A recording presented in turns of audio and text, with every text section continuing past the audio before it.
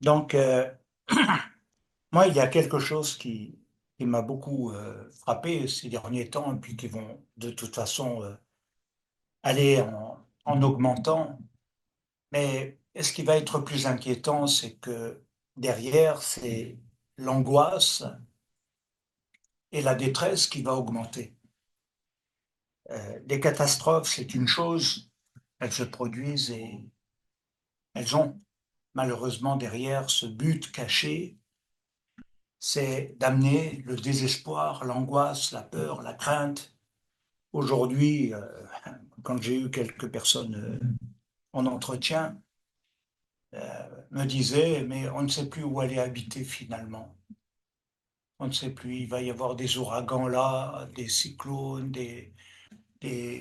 si on habite près des courants d'eau, on ne sait pas si ça va déborder. Et donc, certains disaient, mais avec ces pluies de type diluvien, puisque c'est ce qui s'est produit en Espagne, euh, conduisent les gens vraiment à avoir des troubles psychologiques, irrationnels aussi, à cause de tout ce qui est en train de se produire. Pourtant, le Seigneur le Messie nous a vraiment avertis, prévenus, et en même temps, je dirais que des fois, qui prend garde à ce qui a été annoncé. C'est un peu l'interpellation que les prophètes, dans tous leurs messages, donnent. Nous savions, mais qui a pris garde, qui s'est organisé finalement et qui a fait face. Ce n'est pas le but unique que de dénoncer ce qui se passe maintenant dans des choses et par rapport à ce qui est peut-être à venir, mais c'est aussi de voir notre responsabilité où on n'a pas peut-être suffisamment, alors je dirais dans un sens averti, prévenu, mais la responsabilité, elle est sur ceux qui n'ont pas entendu ce qui a été annoncé, ce qui a été dit. Et c'est pour cela que, malheureusement, des choses se produisent. Alors, voilà pourquoi je dirais bien sûr que tout ce qui se produit nous amène à avoir une réflexion, car nous voyons également, à partir de ce soir et demain, les élections aux États-Unis, où je crois que j'ai jamais vu ça, où on barricade Washington, la Maison Blanche, où les gens ont peur. Moi, j'ai jamais vu ça dans une élection, quoi. Qu'il y ait des fois des remous, qu'il y ait des fois des réactions, ça oui, mais en arriver à ce point-là, je pense que c'est incroyable. De voir des personnes avoir peur comme ça de leurs propres élections et du choix qu'ils vont faire. En même temps, nous savons que c'est un enjeu incroyable pour le futur par rapport à la Russie, la Corée du Nord, la Turquie, le Proche-Orient. Et donc, je crois que c'est très important de, de pouvoir étudier quelque chose où j'espère que cela pourra être un encouragement pour vous, une bénédiction pour vous ce soir, dans ce que Dieu a mis dans mon cœur et qu'il m'a rappelé véritablement à ma profonde mémoire ce passage que nous pouvons lire de Jérémie au chapitre 7 et le verset 16, où il est dit, et toi, écoutez bien, et toi, n'intercède pas en faveur de ce peuple, n'élève pour eux ni supplication, ni prière, ne fais pas des instances auprès de moi, car je ne t'écouterai pas. C'est un texte qui certainement pour vous est mystère et peut donner beaucoup d'incompréhension parce que dans les cultures et les pensées, On n'imagine pas que Dieu puisse être comme ça et qu'il puisse dire n'intercède pas pour ce peuple. Ça paraît étrange. C'est un peu la même chose, et c'est le même terme plus ou moins qui est utilisé quand Dieu dit à Shmuel, vous savez, le prophète, par rapport à Saül, quand il a totalement dévié, Shmuel priait, intercédait jour et nuit auprès de Dieu. Et à un moment donné, Dieu lui dit, tu me fatigues, arrête d'intercéder pour lui. C'est fini, c'est bloqué, c'est arrêté. Et ça peut susciter beaucoup de, je dirais, de questions. Alors, il nous faut comprendre que la deuxième partie du verset où il est écrit ne fait pas des instances auprès de moi. Littéralement, si on le prend de l'hébreu, il dit n'insiste pas auprès de moi. Et c'est le terme typégia qui est utilisé dans le texte quand il dit n'insiste pas.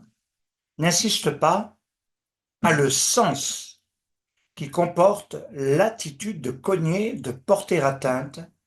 Voilà ce que Dieu dit en clair au prophète, cesse de cogner, frapper à ma porte. Arrête de m'importuner. Et c'est l'une des rares fois où l'on peut voir Dieu dialoguer de cette manière-là, où on a l'impression que quelque part il dit maintenant, quoi que tu fasses, ça me lasse, ça me fatigue, arrête de cogner à ma porte. Et pourquoi il dit ça? Alors, on peut trouver l'une des réponses dans le texte de Jérémie au chapitre 15. Alors, Jérémie 15 nous amène à réaliser quelque chose de très important parallèlement. Jérémie 15 est le verset 6, où il est dit, tu m'as abandonné, dit l'Éternel, et tu es allé en arrière. Mais j'étends ma main sur toi et je te détruis. Je suis las d'avoir compassion. Alors, il vient encore accentuer davantage le mal-être, puisqu'on est toujours dans le même prophète, hein, celui qui s'appelle Jérémie, et il dit, parce que tu m'as abandonné. Est-ce que, quelque part dans notre réflexion, nous comprenons ce que veut dire abandonner Dieu? Souvent, on va dire, j'abandonne le Seigneur au travers d'un reniement, d'un retour en arrière, mais abandonner Dieu, c'est aussi ne plus appliquer la bonté. Écoutez bien, c'est ne plus appliquer la bonté, la justice, la compassion, et en quelque sorte de développer son ego, de développer son individualisme à outrance. Alors, il dit, parce que tu m'as abandonné et que tu es allé en arrière. Littéralement, il veut dire retourner en arrière. Forme de vie antérieure.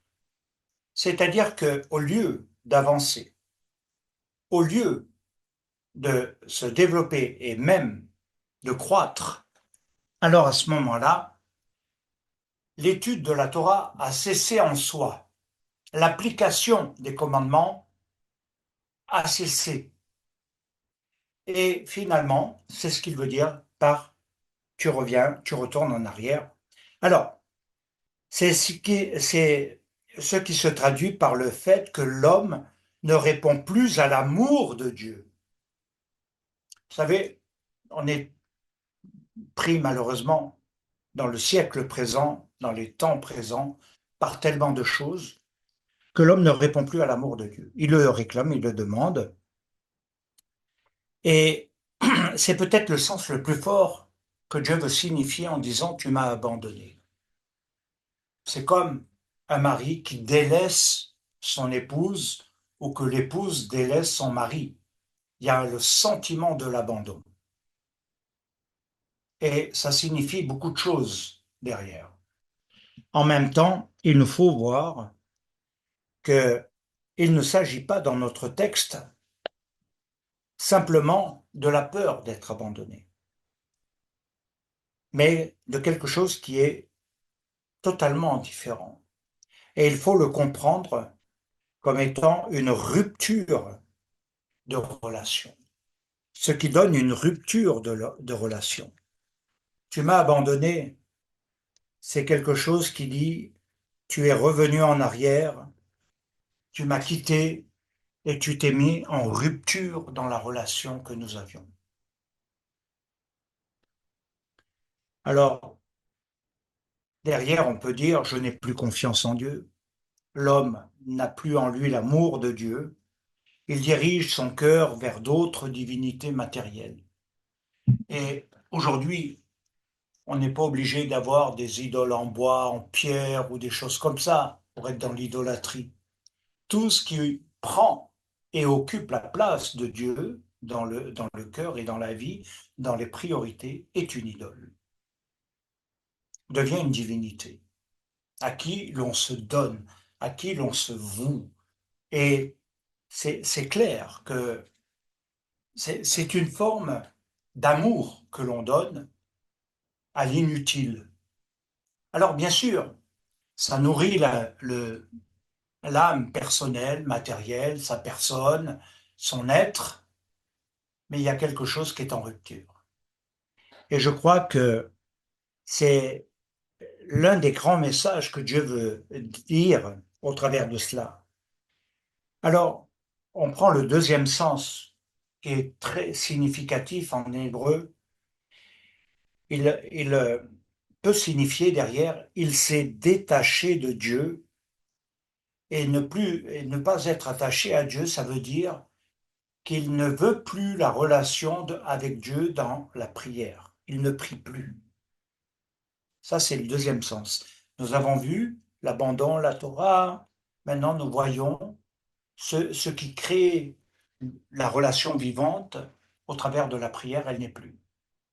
Et ça veut dire, alors, ça c'est le troisième point qu'il faut relever, que si on est détaché de l'Éternel, du Messie, eh bien, on ne peut plus faire sa volonté et on ne veut plus la faire. Et c'est ça l'abandon. Je ne veux plus faire ta volonté, mais ma volonté. Au lieu de prendre les paroles de Yeshua, non pas ma volonté, mais ta volonté, c'est l'inverse qui se fait. Et je crois que c'est quelque chose qu'il nous faut véritablement prendre en considération. Alors, qu'est-ce que ça va avoir comme conséquence?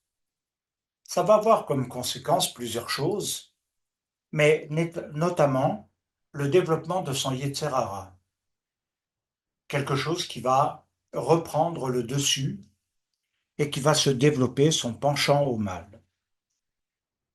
Il est sorti de ces commandements de l'Éternel de aimer Dieu de tout son cœur. Alors, j'aimerais arriver maintenant à quelque chose que l'on va trouver dans le psaume, dans les Téhilim particulièrement, parce que dans les Téhilim, nous allons découvrir des choses extraordinaires. Donc dans le psaume 18, le psaume 18 et les versets 4 à 7. Et voilà ce qui rejoint. C'est quelque chose qui comporte l'angoisse, qui étouffe et étrangle. Où il est dit, les liens de la mort m'avaient environné, les torrents de la destruction m'avaient épouvanté. Regardez, c'est le terme lien qui va nous intéresser aussi. Les liens du sépulcre m'avaient entouré, les filets de la mort m'avaient surpris. Et quand on va un peu plus loin, il dit, dans ma détresse, j'ai invoqué l'Éternel, j'ai crié à mon Dieu. De son palais, il a entendu ma voix, et mon cri est parvenu devant lui à ses oreilles. La terre fut ébranlée, trembla, les fondements des montagnes frémirent, et ils furent ébranlés parce il était irrité. Alors, il y a quelque chose qui est extraordinaire parce que nous avons vu tous ces états d'abandon qui peuvent causer tout un tas d'angoisses, de problèmes mentaux, affectifs, psychologiques et autres qui vont susciter ces maladies psychiques parallèles de l'angoisse, de l'anxiété et de toutes ces choses qui, d'un seul coup, peuvent être terribles dans la vie d'un être, parce qu'en fait, c'est pas une maladie, c'est pas rationnel, c'est pas quelque chose, c'est un état. C'est lié à un état qui est en rapport avec ce qui est à venir. Et donc, c'est là l'incompréhension. Et voilà que nous avons un terme qui devient, dans ce moment-là, Bitsour, et qui comporte cette notion de l'angoisse qui étouffe et qui étrangle. Dans la traduction plus juste au verset 5, on peut dire les liens de la mort m'ont enserré et les torrents, littéralement en hébreu, les torrents de Bilial m'ont entouré, les pièges de la mort étaient tendus devant moi. Et c'est très différent de la lecture qu'on a faite. Et voilà que nous nous trouvons devant des situations où il y a plusieurs choses qui apparaissent, les liens de la mort qui en serrent. Deuxièmement, les torrents de Bilial, de ce qui, voilà, on y reviendra peut-être, m'ont entouré. Je suis toujours cerné par quelque chose. Il y a toujours quelque chose qui m'enserre ou qui m'entoure dans ces deux cas. Les ruses, les pièges dans lesquels on tombe de la mort est étendue devant moi. Celui qui va éviter les pièges, c'est celui qui marche dans la volonté de Dieu et qui pratique sa volonté. Celui qui tombe dans les pièges, c'est celui qui finalement ne voit pas le danger que l'ennemi a tendu pour lui dans le futur. Le problème, c'est qu'il ne voit pas le futur. Alors, il dit, en quelque sorte, que tous ces états sont liés à ce que l'angoisse, l'anxiété produit. C'est-à-dire que l'émotion de la peur ressentie en soi, sans que le danger soit réel, produit un sentiment d'impuissance totale. C'est comme si la personne disait, je ne peux rien faire devant ce qui est, dans ce qui est ressenti. Je n'ai pas de force, je n'ai pas de puissance, en quelque sorte.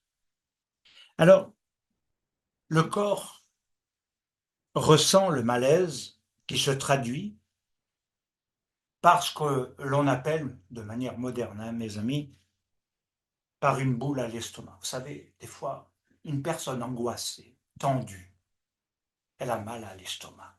Vous avez vu le rapport avec le corps? Et c'est à l'intérieur. Il y a comme une boule, une perte de l'appétit. Ça fait mal, c'est tendu. Et c'est quelque chose qui est très fort. Mais ensuite, c'est que ça ne reste pas que là. C'est que ça a une répercussion, c'est que la gorge, très souvent, hein, j'ai eu l'occasion de parler avec des gens quand même, et beaucoup de personnes qui s'occupent en tant que professionnels dans la psychologie de personnes ayant des problèmes d'angoisse, d'anxiété, de peur, de crainte, le remarquent. Souvent, c'est la bouche, la gorge, pardon, qui est nouée. Quelque chose, il y a comme une boule à la gorge. C'est, la respiration devient difficile et ça provoque des palpitations au niveau du cœur. Et c'est vrai que ça donne des accélérations cardiaques. Alors on voit que c'est quand même quelque chose d'important. Pourtant, on va dire c'est pas réel. C'est pas réel. On chope ça par rapport à quelque chose qui n'est pas réel, mais qui devient réel en soi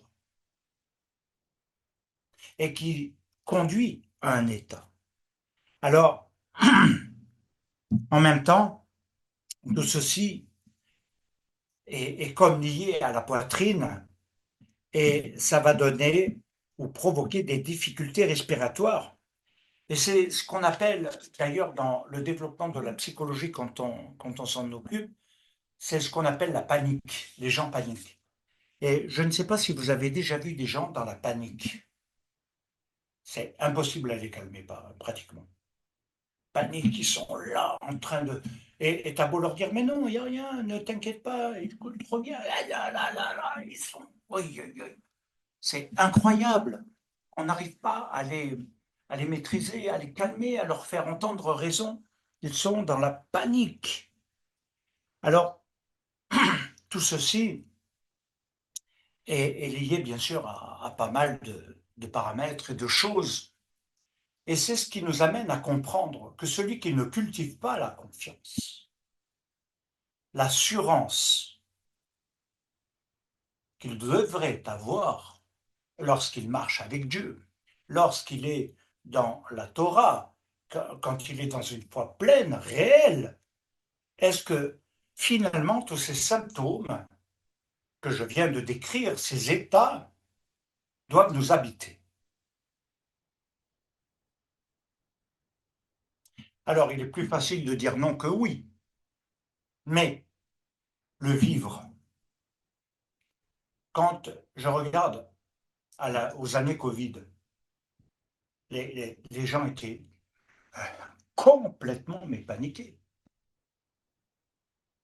Et quoi que l'on dise d'un côté et de l'autre, même si on disait le Seigneur est là, même si on disait Dieu est avec nous, il y avait quand même un état. Et c'est vrai que pendant cette période, je me suis rendu compte d'une chose, les liens de la mort en serrent. Et par le virus qui frappait, vous savez, il y a eu des pasteurs, Jean-Marc Taubois a été l'un des premiers, à ma connaissance, euh, à en mourir. Après, il y en a eu d'autres. Et aux États-Unis, pareil. Et je dirais que quelque part, personne n'a été épargné. Quand on voit en Israël la réaction face à la mort est une peur panique, la peur de mourir. Ils se sont tous fait vacciner. Le vaccin obligatoire, enfin ce qu'ils appellent vaccin. Et on voulait l'imposer dans l'Europe. Et regardez, c'était dû à quoi? Vraiment au virus? Non. C'est que tout à coup, ils ont exploité la peur de la mort, les liens de la mort. Et tous les autres États se sont mis en place, bien entendu. Alors, ce que nous pouvons dire dans un deuxième temps, c'est que le Tanakh parle de l'angoisse de la mort, générant en réalité toutes sortes de dysfonctionnements, si on veut bien regarder. Et ce que nous avons lu dans le texte traduit non plus seulement l'état physique ou un état psychosomatique, mais un état spirituel profond, qui révèle en profondeur l'être. Alors, regardez, dans tout ce que nous connaissons et tout ce que nous avons pu voir pendant le temps Covid,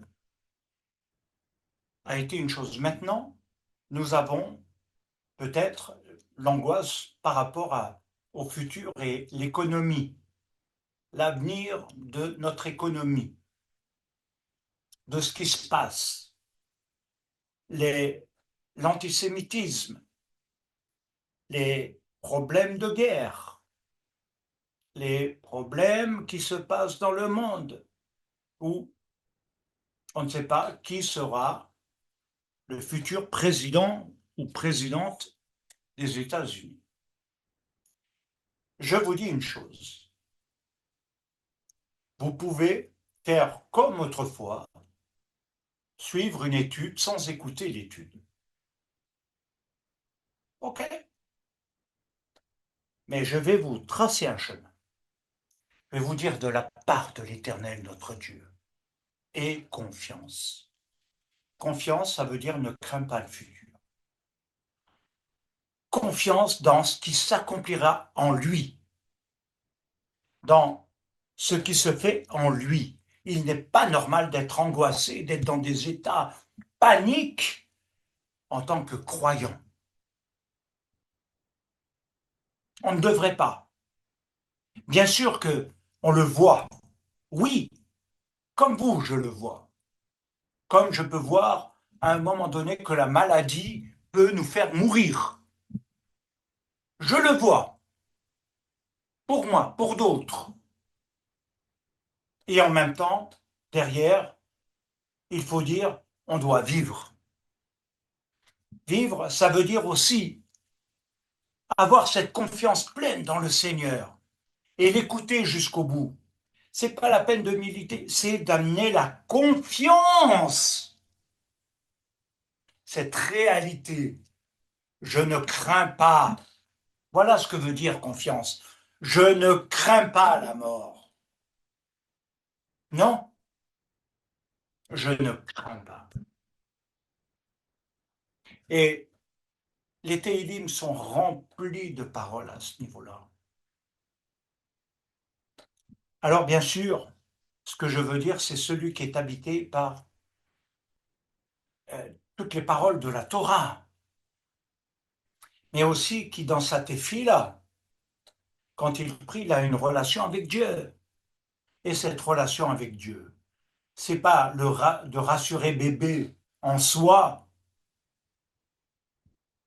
mais c'est d'amener cette présence, cette confiance, comme Moshe quand il s'est trouvé entre les Égyptiens et la mer Rouge. Quelque chose où on ne peut pas aller en arrière, quelque chose où c'est terminé et où l'avenir peut s'avérer difficile et on a l'impression même que l'avenir est bloqué.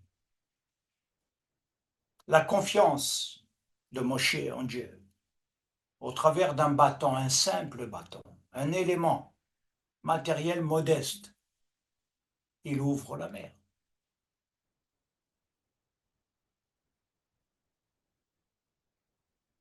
Il ouvre le chemin. C'est la confiance qui va ouvrir un nouveau chemin. La confiance qui va amener un nouvel état d'âme. Pas une nouvelle âme, un nouvel état. Alors, il nous est dit que le Tanakh parle effectivement de l'angoisse de la mort qui va générer toutes sortes de dysfonctionnements. Et en plus, dans ce que nous avons lu, dans ce texte, qui traduit non plus seulement l'état physique, mais spirituel, il nous faut donner maintenant un niveau de compréhension et d'analyse. Parce qu'il est dit, les liens m'ont enserré, donc les liens de la mort m'ont enserré. Mais ce qui est frappant dans ce texte, c'est les torrents de Bilial qui m'ont entouré. Les torrents de Bilial qui m'ont entouré, et les pièges de la mort étaient tendus devant moi. Ça veut dire qu'ils étaient déjà existants. Ils ne sont pas venus comme ça, je dirais tout d'un coup. Non, pensez bien ça. Ils étaient déjà là. Et ils sont toujours là. Toujours, toujours, toujours. Et quand tu prends les mauvaises décisions, la mauvaise voie, tu tombes dedans. Et si tu marches avec Dieu, ils ne sont pas sur ton chemin. Regardez. Je dirais que je vous annonce un mystère à ce niveau-là, et que ce passage est rempli, si vous le sentez, il est rempli de la gloire de Dieu. Il est rempli de cette gloire ineffable. Parce que, quelque part, pour comprendre ce qui va amener l'état d'un homme qui doit être délivré, libéré de ces liens d'angoisse qui sont les liens de la mort, ni plus ni moins. Hein, l'étouffement, c'est bloquer la respiration, c'est quelque chose que normalement conduit à la mort. Voilà, tout simplement. Ça supprime la vie. Et l'épanouissement dans la vie des croyants est lié à ça, parce qu'ils se créent eux-mêmes des désespoirs. Des désespoirs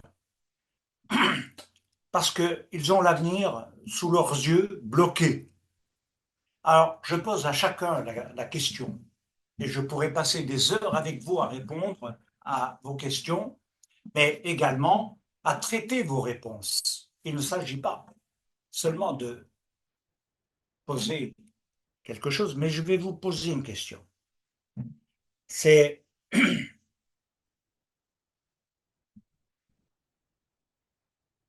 pourquoi vous ne voyez pas l'avenir en Dieu? Quel est l'avenir en Dieu? Vous voyez l'avenir de Trump, de ce que ça peut amener, les catastrophes, le ceci, le cela, la situation économique, les problèmes matériels, financiers, perso, les problèmes de ci, de ça, et derrière, c'est quel avenir que vous voyez? C'est quoi l'avenir que vous voyez? C'est ça le vrai questionnement. Moi, je pose la question à l'Occitanie, à la région PACA et autres. Qu'est-ce que vous voyez de l'avenir?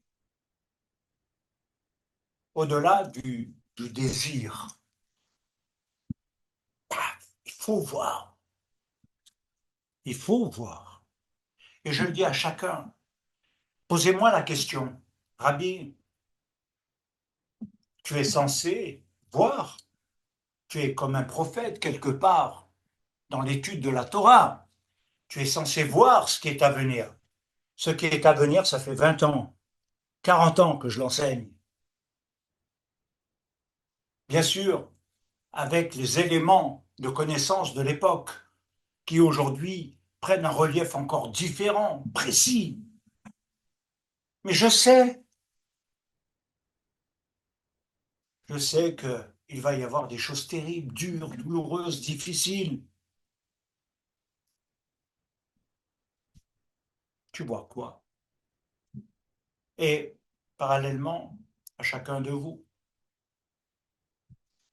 soit on se crée le désespoir, c'est-à-dire on se bloque son avenir et on entre dans la détresse. C'est le, le vrai sens qu'on doit donner. Et on reste dans ces états d'angoisse, dans ces états psychologiques, dans ces états émotionnels, spirituels, et on n'évolue pas, tout en ayant la connaissance. On va plus loin. Ce qui crée le désespoir, c'est en quelque sorte ne plus voir l'avenir, parce que l'avenir est bloqué. Vous savez, le désespoir, c'est l'angoisse, donc ça étouffe, ça met la boule, ça donne des palpitations. Donc, on ne voit plus. On est là, dans un état. Et quelque part, on va être honnête et franc, ne plus voir l'avenir, c'est vouloir dire aussi, je pense qu'on pourrait le traduire ainsi, ne plus croire dans la puissance de Dieu capable de nous délivrer, comme le peuple a douté quand il s'est trouvé d'un côté les Égyptiens et la mer. Ils ont dit à Moïse, ça y est, c'est fini, tu nous as amenés là pour mourir, c'est fini, il n'y a rien. Il n'y a pas de possibilité ici. Qu'est-ce que tu as fait là? C'est fini, c'est fini, c'est fini. Où est Dieu et sa puissance? Oui, il nous a fait sortir, oui, pour nous amener là. Et là, on fait quoi maintenant? Écoutez, ne plus croire en la puissance de Dieu, c'est ne plus, ou on va le dire autrement, c'est ce qui détruit l'espérance. Et ça donne le désespoir. Si l'espérance est détruite, comme disaient les prophètes, si notre espérance est détruite, il n'y a plus rien.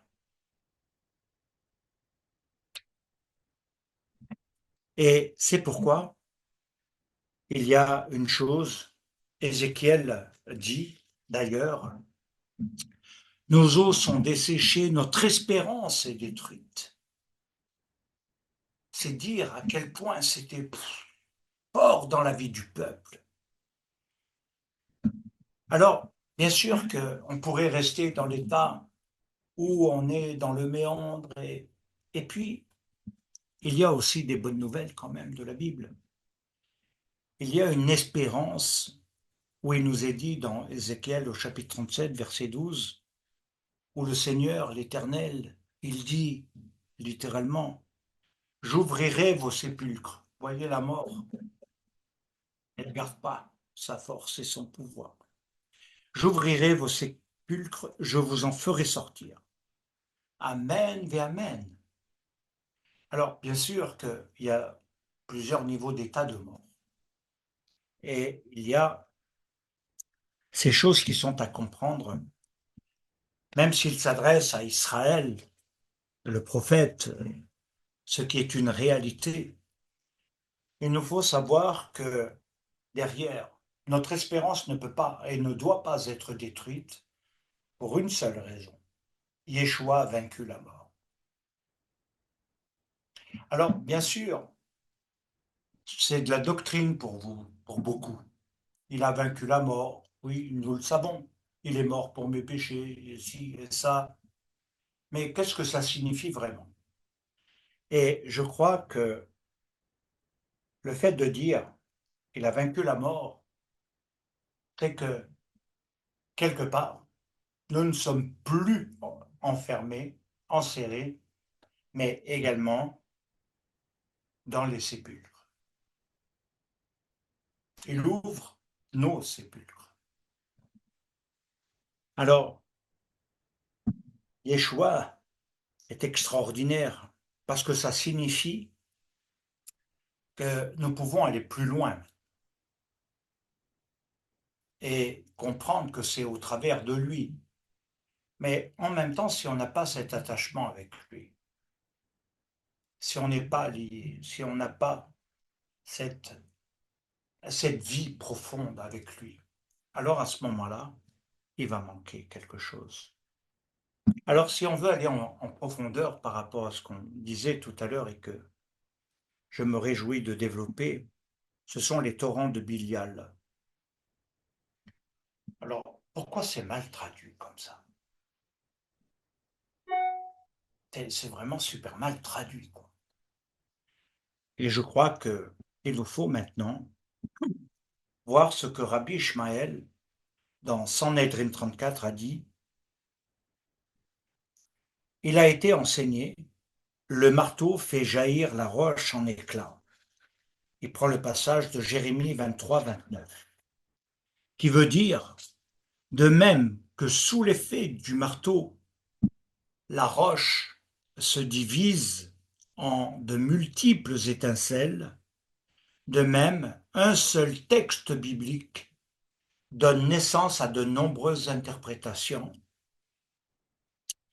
Et ici, c'est le cas, où il nous est dit que le mot, le nom, Bilial, expression qui caractérise ceux qui s'adonnent au mal. Biliam est composé de Béli, qui signifie sans rien, mais sans rien de rien, c'est-à-dire vide de vide, rien de rien.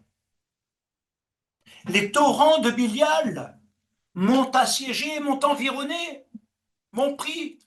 Mais qu'est-ce qui m'a pris? Mais c'est à créer le rien du rien. Rien. Je ne suis rien. Mais ça veut dire que ton âme est profondément vide.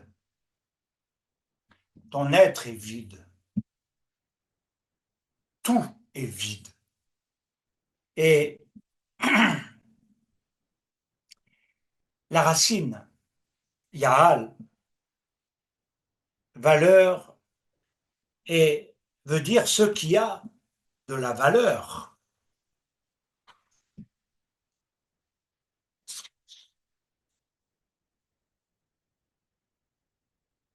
Quand on le relie à Bilial, il veut dire inutilité. L'être devient inutile. Il est comme un vaurien sans bénéfice. Et on va trouver ce terme de Bilial 27 fois dans la Bible, pas qu'une fois ou deux, une fois par Shaoul de Tarse et puis d'autres fois comme ça, 27 fois dans la Bible. Et il va marquer ce qui caractérise notre temps actuel, les temps de la fin, où il est dit quand l'impiété va augmenter, quand l'impie va venir, cet homme ou cet organisme qui va amener quelque chose qui va lutter contre Dieu et non pas pour Dieu. Un nouvel Nimrod avec une nouvelle tour de Babel, un nouveau monde sans Dieu qui est en train de se former sous nos yeux, sous nos regards, où on ne fait pas toujours attention. Et si ça désigne l'impiété, ça veut dire déjà qu'il y a l'état de l'iniquité, parce que l'étymologie qui est donnée, non plus dans l'hébreu mais dans le grec, est Bélior, et Bélior veut dire quelque chose de très intense, qui rejoint totalement la pensée d'Israël, extraordinaire, et de manière, je dirais, sublime, parce qu'il veut dire sans lumière, Bélial, l'inutilité, le vide de la création, qui dit également Bélior, qui veut dire sans éclat, sans lumière, sans vie, sans énergie. C'est ça la mort. Il est vide, sans énergie, sans lumière. Alors c'est même pas être terne, vidé de lumière. Quand nous lisons, et toutes les études qu'on a faites et les études que l'on va faire, nous amènent à comprendre ce qu'est être rempli de la lumière, d'avoir la lumière de la vie. Et que Yeshua est la lumière de la vie. Mais les ténèbres n'ont pas reçu. Regardez. Alors bien sûr, ça crée un malaise, un mal-être. Ça crée quelque chose. Lorsque nous regardons plus loin, bien aimé, au travers de cela, dans les manuscrits de la mer morte, Bilial, lui, par contre, revient plus de 30 fois. Et il va montrer le véritable combat que nous avons dans l'extérieur de la matérialité de ce monde qui est en train d'être couvert par les ténèbres et qui amène sa destruction. Et c'est quelque chose d'intéressant parce que pendant plus de 30 fois, on va trouver cette notion que les fils de la lumière face aux fils des ténèbres, c'est-à-dire à ceux qui sont sans lumière. Les ténèbres ne l'ont pas reçu.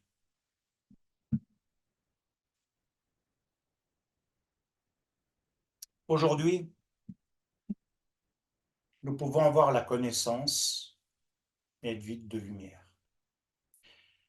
Un ami rabbin disait toujours, le réceptacle peut exister, tu peux être le réceptacle Kelly, mais vide. Voilà ce qu'il veut dire.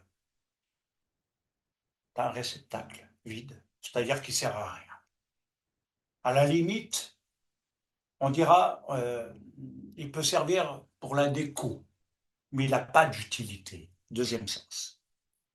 Troisièmement, dans le long terme, qu'est-ce qu'on en fait? Mais un réceptacle rempli de quelque chose de précieux. Waouh! Là, il est utile. Et il a toute sa valeur, il a tout son sens. Alors, Bélior, qui veut dire sans lumière. Vous savez, beaucoup pensent qu'ils sont éclairés parce qu'ils ont une croyance en quelque chose ou en quelqu'un. Toute la Bible dit, c'est pas ça. C'est d'être habité, que la lumière habite, que nous soyons remplis. Et à partir de là, c'est une différence. Alors, il est aussi référencé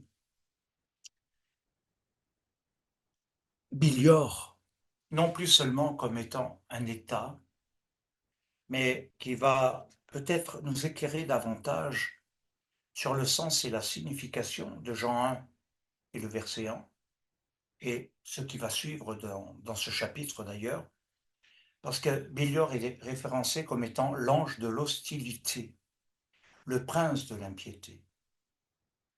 Alors, personne, et je sais que toujours la difficulté, c'est quand on rencontre l'hostilité, l'opposition. C'est une difficulté, parce que c'est un combat que personne ne veut. C'est un combat que personne n'a envie d'avoir, ni même, je dirais, à la limite, de mener, tout simplement, tout bêtement. Et c'est pourquoi on a besoin d'aller quelque part plus loin.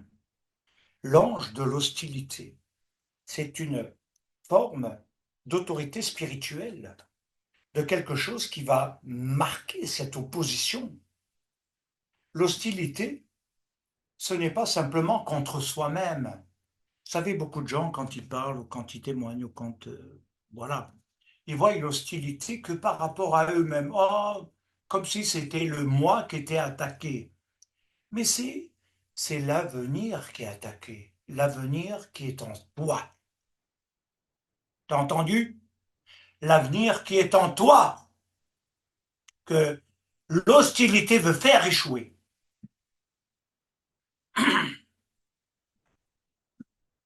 Et c'est pour ça qu'il faut avoir ce combat et cette force. Nous trouvons d'ailleurs le nom de Bilial dans l'alliance renouvelée au travers de Shaoul de Tars, qui est dans 2 Corinthiens au chapitre 6, verset 14-16, dans une forme, on va dire, allez, explicite. Et ben, on va le lire d'ailleurs dans 2 Corinthiens, j'ai dit, 2 Corinthiens 6,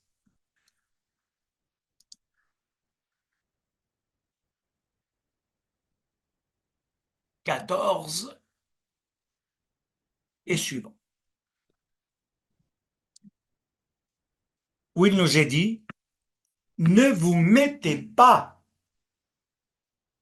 Voilà ce que le croyant doit comprendre dans tout ce qu'on a dit. Ne vous mettez pas avec les infidèles, sous un joug étranger.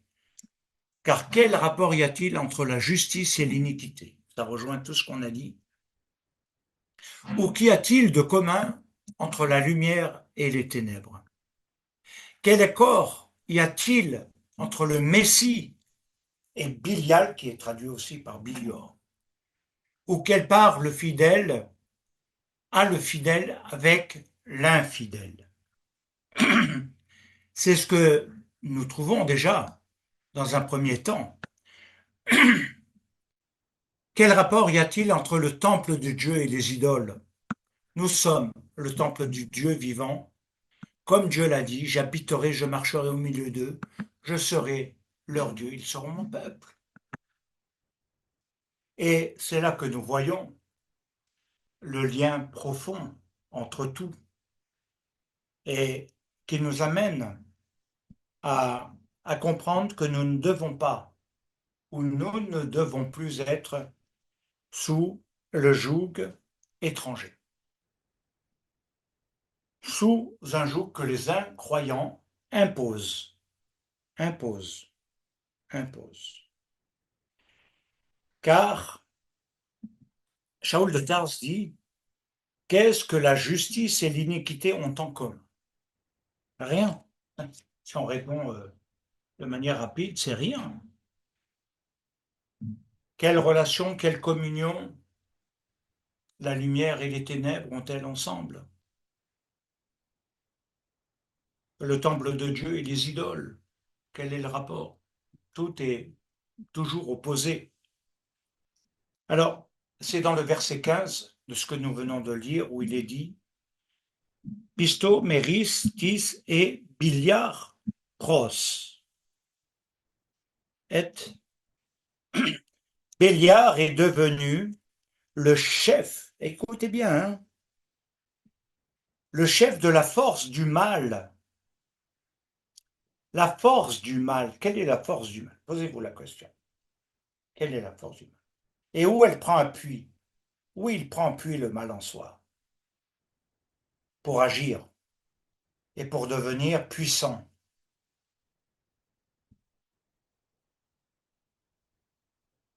C'est une, c'est une vraie réflexion. Il est devenu le chef de la force du mal.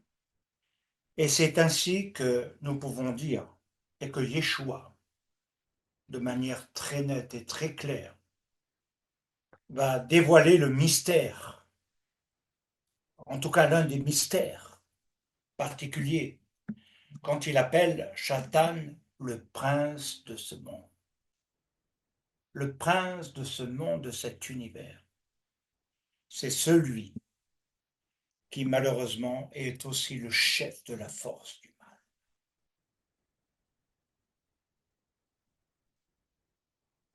Le chef de la force des ténèbres. Alors, ces expressions, on les trouve dans la bouche de Yeshua. Et le prophète Naoum, au chapitre 1 et au verset 11, dit: Mimek yatsa, Choshev al Adonai ra'a, Yoetze belilial, littéralement est plus juste.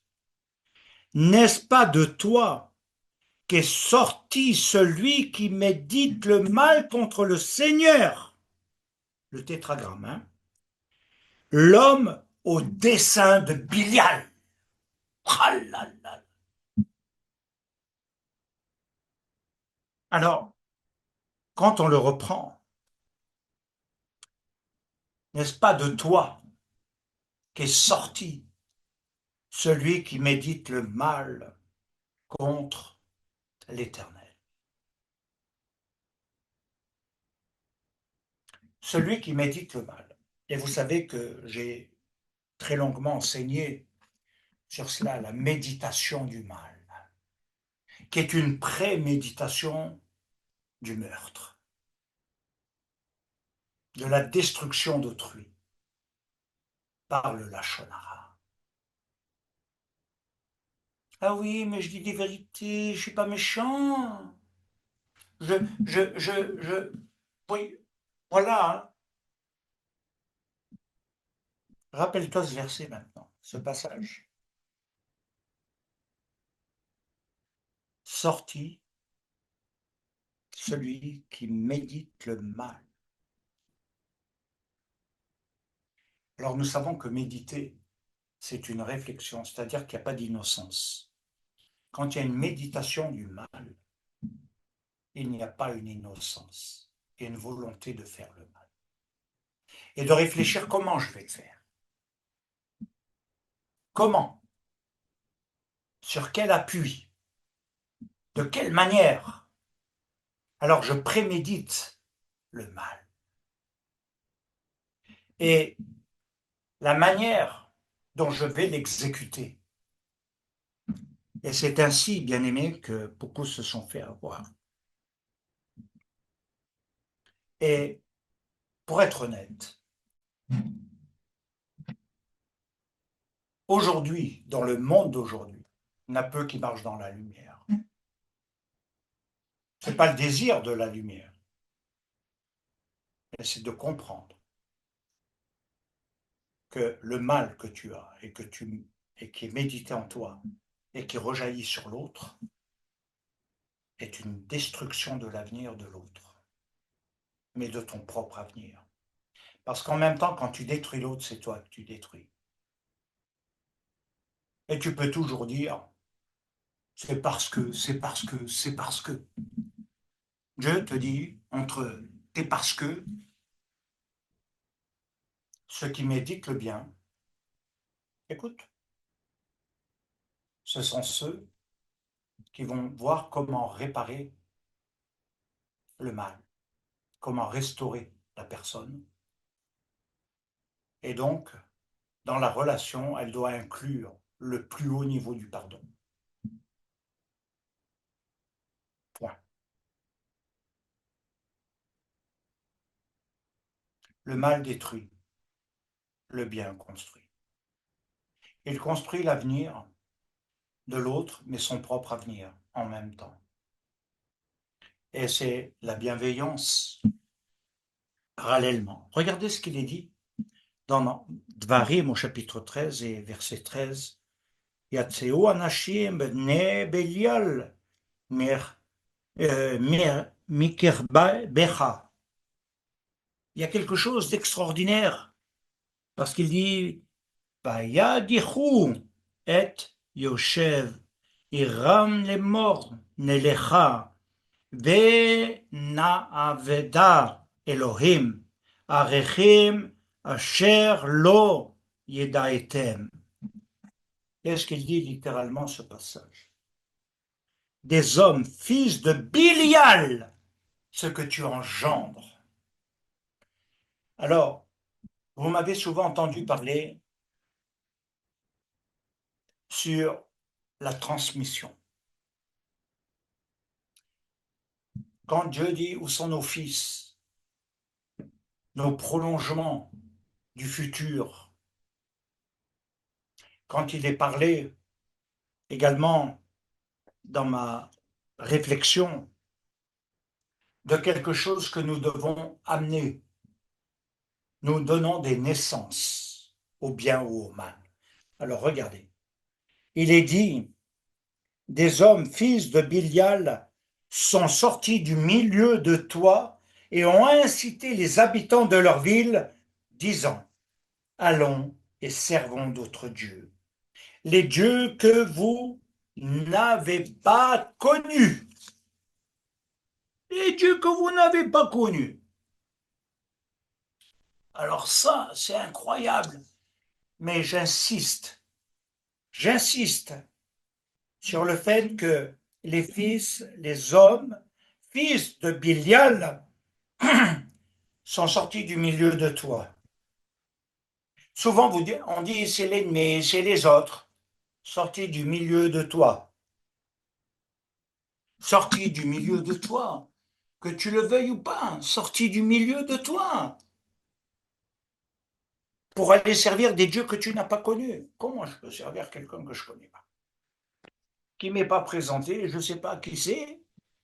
Alors, donner la compréhension à ce texte est extraordinaire parce qu'il faut lire des hommes, des fils de Bilial, pervers, avec le jeu de mots Bilial. sans joug, c'est-à-dire des hommes qui ont rejeté le joug du Seigneur, le joug de la royauté céleste. Voilà. Voilà. Et c'est lié à des comportements. Il ne faut pas croire que c'est beaucoup d'autres choses. Ceci nous amène, bien-aimés, à comprendre que ça signifie que dans ce jeu de mots de Bilial en profondeur, c'est celui qui fait rejeter et regardez comme quelque part, ça peut vraiment choquer beaucoup de gens dans le monde chrétien, parce que c'est comme si il y avait ce côté où Bilial signifierait ce qui fait rejeter le joug de la loi, de la Torah. Parce qu'ils considèrent la Torah comme un joug. Alors ils disent, servons des dieux que nous n'avons pas connus, ôtons le joug, allons vers des dieux qu'on n'a pas connus. Le dieu de Noël, allez, avec les petits sapins qui vont bientôt venir, il y a les cadeaux là maintenant qui sont prêts. Les dieux qu'on n'a pas connus. Israël ne connaissait pas ces dieux-là, que l'Empire romain leur a fait connaître. Constantin et les autres, où ça a augmenté avec d'autres choses.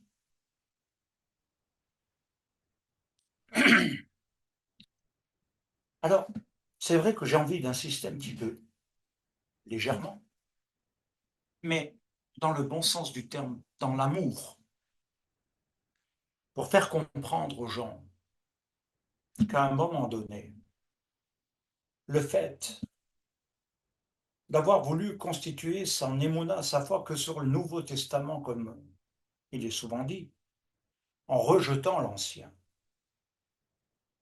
ils ne sont pas complets. Non. Toutes les prescriptions divines sont dans le Tanakh. Et je vais vous dire encore une chose que j'ai dite à quelqu'un pendant un entretien dans le courant de la semaine, enfin lundi. Quelque chose qui est très, très important. Dieu et Yeshua sont de la même famille. Comment peut-on séparer, puisque théoriquement, dans toutes vos doctrines chrétiennes, vous parlez de Trinité. Hein? Comment vous pouvez séparer le Dieu de son message?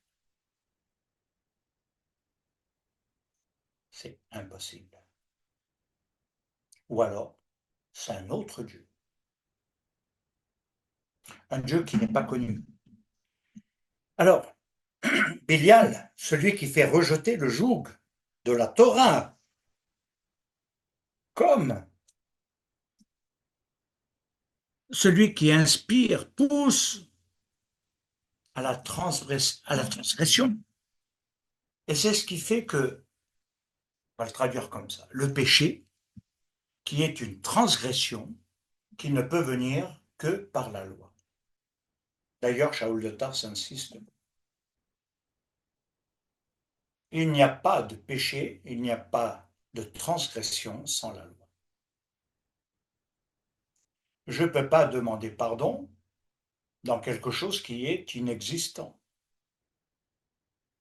C'est d'une logique totale.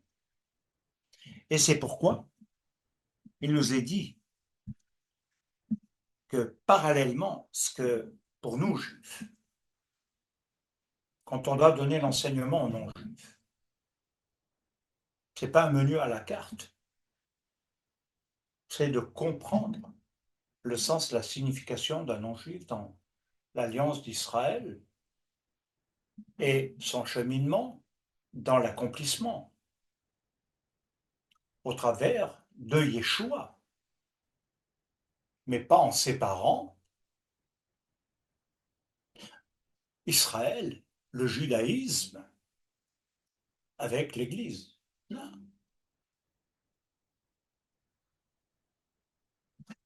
Il y a beaucoup à dire. Alors, qu'est-ce que ça veut dire dans notre pensée juive en réalité, euh, ce qu'on va qualifier de transgression de la loi, donc dans tout ce qu'on a expliqué, ça signifie profondément pour l'hébreu s'opposer à observer la justice. Et où est la justice? Ce que Dieu dit au travers du prophète Micha, c'est que tu marches humblement avec ton Dieu et que tu pratiques la justice. Comment je vais connaître la justice? Comment la pratiquer? C'est pas la justification, c'est pas être justifié dont il est question ici du tout. C'est la tzedaka, l'amour du prochain, beaucoup plus fort, profond, et qui va encore plus loin. Alors, Bélial, pardon, égare. Son rôle, c'est d'égarer l'homme,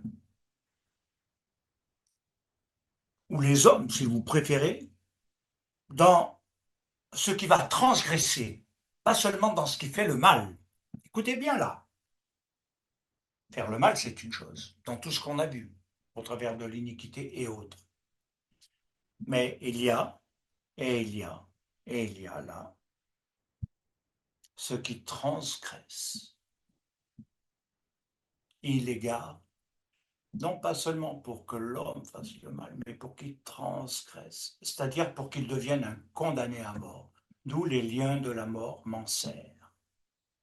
Et je ne peux pas m'en défaire, parce que je suis condamné à mort, parce que, ben voilà, je suis accusé, et je ne suis pas justifié, je ne suis pas pardonné, je ne suis pas ci, je ne suis pas ça, etc.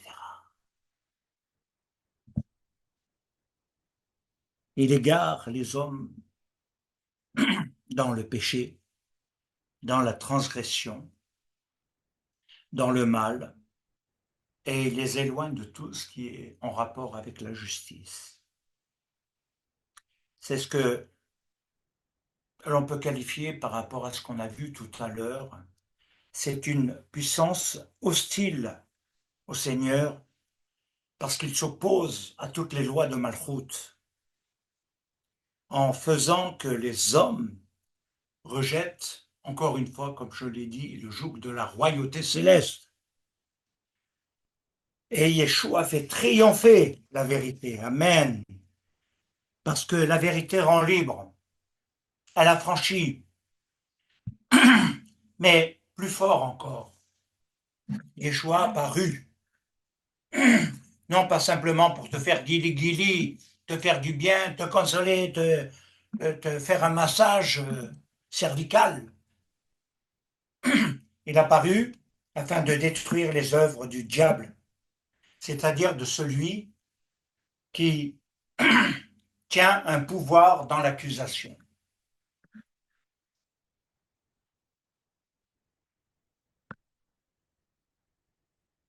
Ce qui accuse l'âme, la conscience de l'homme, et Yeshua, lui, nous donne une nouvelle vie. C'est franchement, dans tout ce qu'on a vu, c'est de comprendre tout cela. Une naissance dans le royaume d'en haut.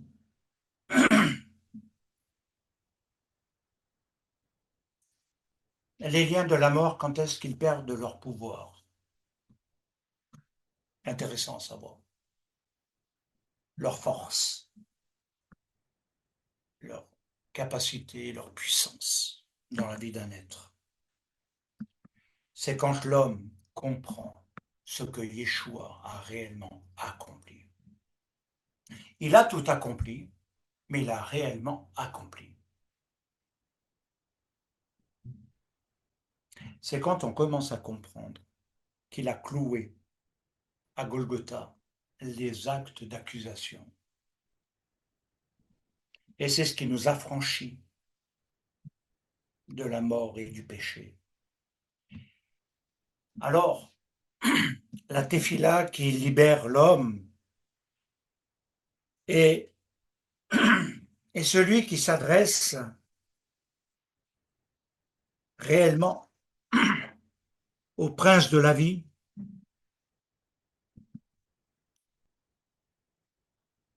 qui va devenir ainsi libéré, un homme libre de l'angoisse, non conditionné par les circonstances, il n'est pas atteint.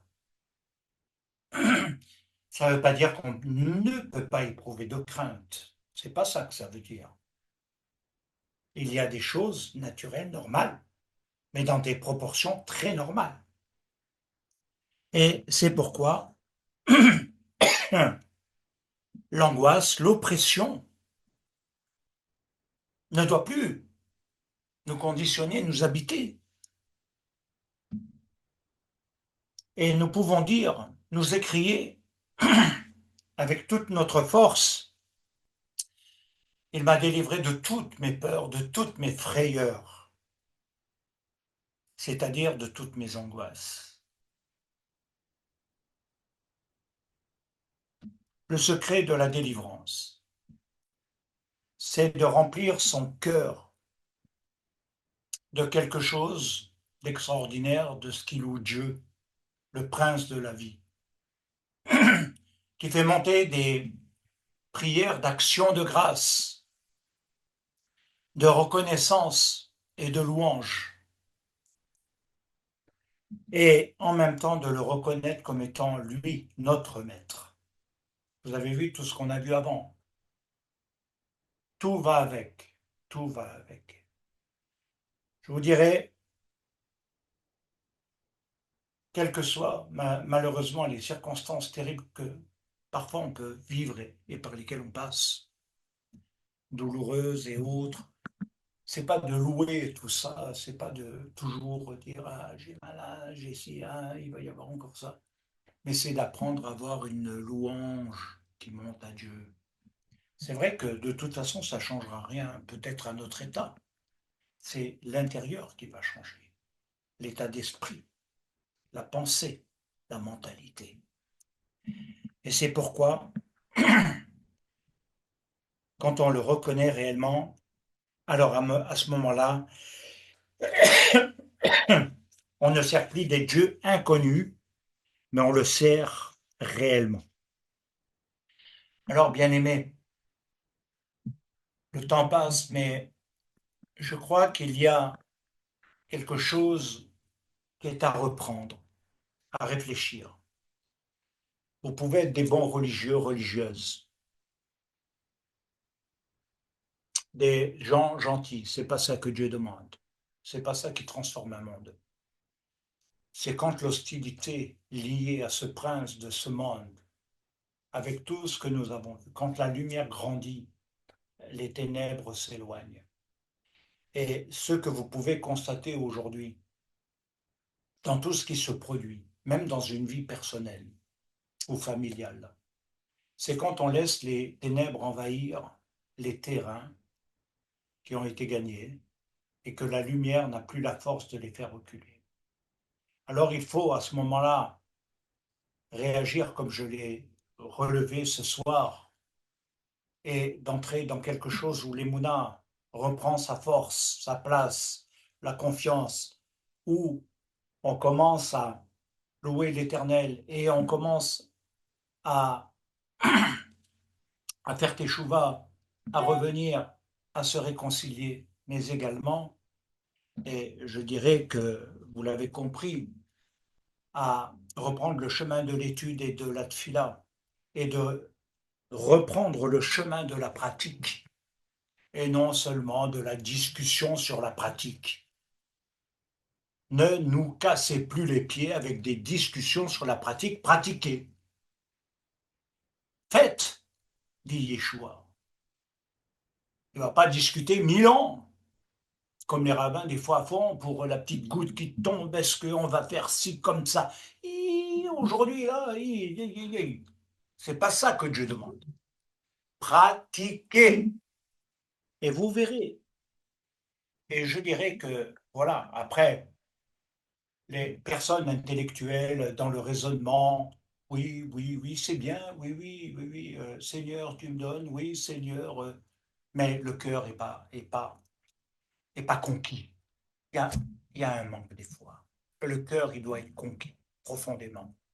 Il doit exprimer une profondeur de vie, de réalité, et pas simplement formuler des belles prières avec des mots, avec une bonne intelligence, dans un grand savoir qui enseigne. Vous savez, il y en a beaucoup qui veulent enseigner quand ils prient. Là.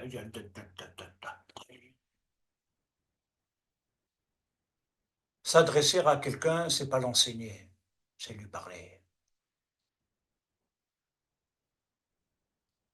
Quand on s'adresse à Dieu, on lui parle. Et on n'est pas en train de vouloir enseigner les autres quand on lui parle. On n'est pas dans la prière témoignage de tout ce que l'on a fait. On étale ses œuvres. Pas ça. On s'adresse à lui. On n'est pas en train de faire sortir tout plein de trucs. Non, on s'adresse à lui. Et on revient à lui. Donc, mes amis, mes bien-aimés, c'est vrai que j'aurais aimé être aussi euh, plus en dialogue avec vous là, mais je pense qu'il faut réfléchir, méditer, sachant que parfois nous passons par des épreuves douloureuses et terribles dans notre vie. Nous avons passé le Covid, qui n'était pas une épreuve personnelle, bien aimé, hein, seulement et uniquement. Nous nous sommes inclus au niveau personnel, mais c'était autre chose qui a dépassé largement notre sphère de vie. Il y a l'autre niveau qui nous attend là maintenant, au travers de ces guerres au Proche-Orient, l'Ukraine avec la Russie, la Corée du Nord et certainement avec beaucoup d'autres choses qui sont des préoccupations par rapport à l'Europe. Je peux vous garantir, c'est pas peu, c'est pas peu. Alors bien sûr, on peut être envahi par tout ça. Et puis quelle est la voie divine? Où ça va conduire? Alors bien sûr, la destruction de ce monde est inévitable. L'angoisse va augmenter parce que de plus en plus la destruction des maisons, les morts, les inondations, les ouragans, comme je le disais, ne vont pas rétrograder, hein. Ça veut dire qu'il va y avoir une grande augmentation de détresse. Donc finalement, j'aimerais dire que ça a déjà existé dans l'histoire.